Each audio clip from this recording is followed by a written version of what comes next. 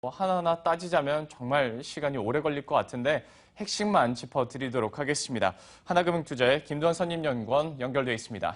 안녕하십니까? 네, 안녕하세요. 네, 안녕하세요. 환율 얘기부터 한번 시작을 해보도록 하겠습니다. 뭐 정리를 잠깐 해보자면 4일 동안 29원이 내렸다가 또 3일 동안 17원이 올랐다가 오늘은 또 장 초반에 10원 이상 또 떨어지기도 했는데요. 이런 변동성 어떻게 해석하고 계신가요? 네, 말씀하신 것처럼 달러 환율의 변동성이 매우 크다라고 할 수 있겠는데요. 결론부터 말씀드리겠습니다. 향후 달러 환율은 상승 가능성이 여전히 높다라는 판단입니다. 물론 지난 고점인 1208원까지는 아니더라도 단기적으로 1150원까지의 상승은 가능하다고 보고 있는데요.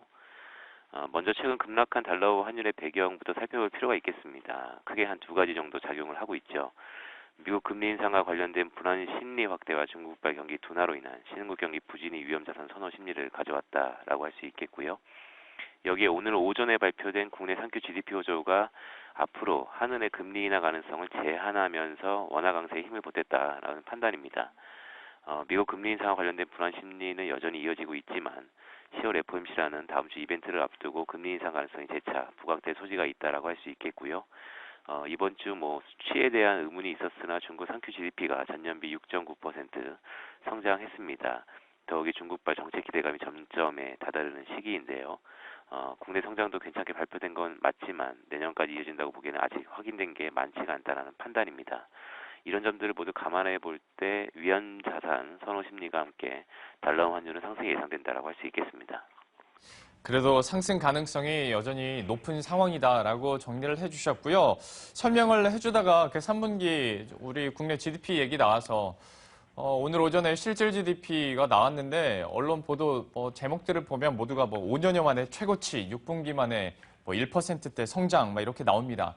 이런 것만 봤을 때는 이제 우리 기준금리를 봤을 때 추가 인하 좀 어렵지 않겠냐라는 얘기도 나오는 것 같은데요. 이 부분에 대해서는 좀 어떤 판단 갖고 계신가요? 오늘 아침 8시에 3Q GDP, 국내 GDP 발표됐지요. 결론부터 말씀드리면 잘 나왔습니다. 우리 시장은 한국은행의 금리 인하 가능성을 제한하는 쪽으로 시장의 컨센서스가 모여지는 것 같은데요.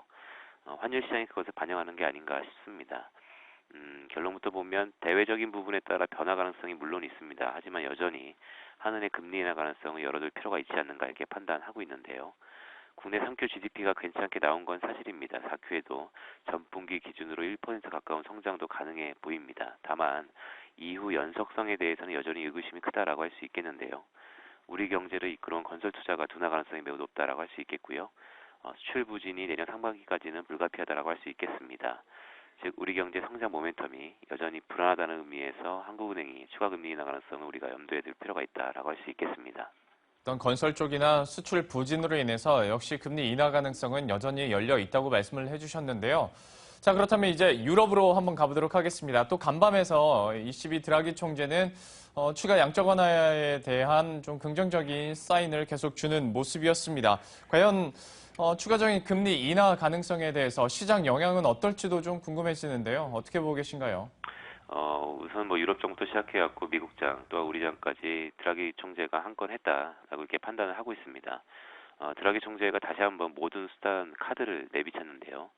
아무래도 최근 유로존 소비자 물가 지수가 마이너스로 재차 진입을 했고요.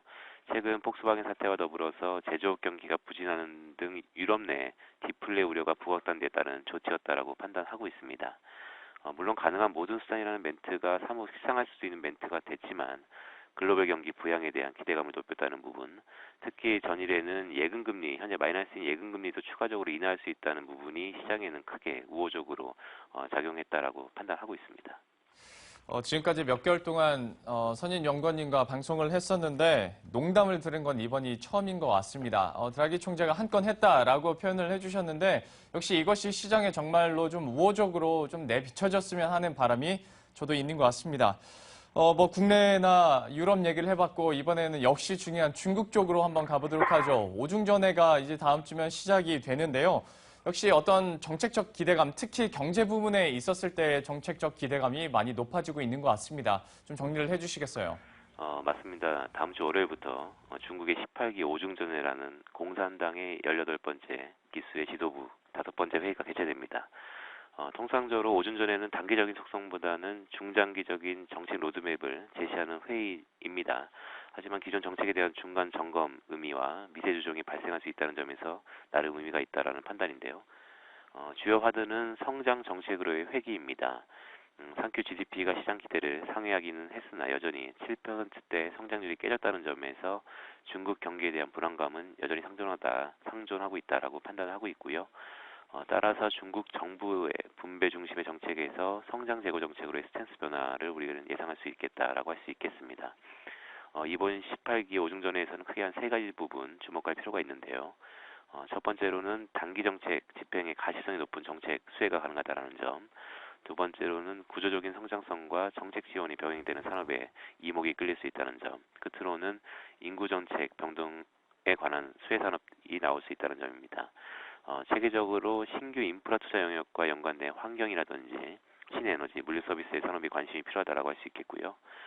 전면적 이자녀 정책과 실버 산업과 연결된 의료기기, 병원, 미디어, 필수소비재 등의 관심 또한 필요하다라고 할 수 있겠습니다. 끝으로 신흥 육성 서비스 및 온라인 헬스케어, 교육 등의 관심을 지속적으로 높여갈 상황이다라고 할 수 있겠습니다.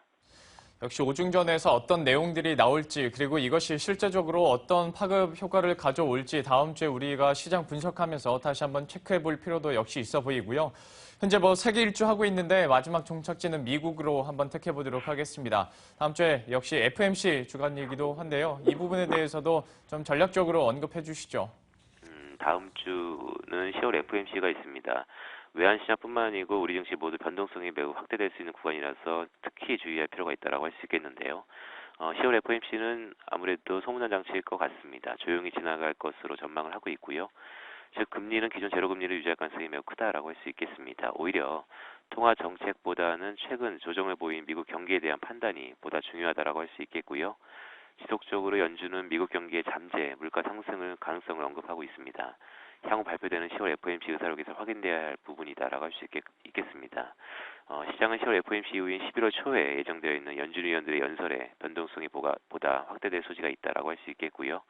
10월 FOMC는 옐런 의장의 연설이 예정되어 있지 않는 만큼 정보가 부족하기 때문에 시장의 변동성이 확대될 수 있다. 이런 측면에서 우리가 주목해야 될 필요가 매우 크다라고 할 수 있겠습니다. 이렇게 해서 전반적으로 국내 이슈부터 해서 유럽, 중국, 미국 이슈까지 함께 살펴봤습니다. 몸이 좀 안 좋으시다고 들었는데요. 다음 주에는 좀 건강한 모습으로 뵀으면 좋겠습니다. 지금까지 하나금융투자의 김돈선님 연구원과 함께했습니다. 고맙습니다. 예, 고맙습니다. 네, 이렇게 해서 매크로 이슈들 확인해 봤습니다. 그리고 아마 기억하시는 분들은 기억하실 것 같은데요. 이틀 전에 김지영 기자 리포트 저희가 전해드리면서 제가 개인적으로 참 부럽다고 말씀을 드렸었고 조만간 부르겠다고 했는데 정말 불렀습니다. 국내 통신시장 과연 선진국과 비교했을 때 얼마나 발전하고 있는지 이어서 확인해 보도록 하겠습니다.